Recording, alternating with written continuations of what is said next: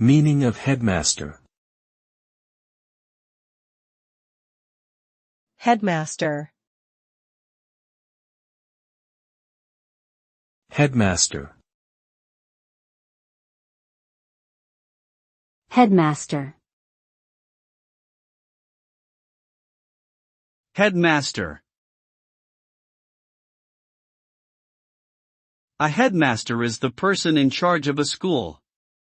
They are responsible for managing the school's resources, overseeing the staff, and ensuring that the students receive a high-quality education. The headmaster sets the school's goals and policies, and monitors progress towards achieving them. They also communicate with parents, coordinate extracurricular activities, and handle disciplinary issues.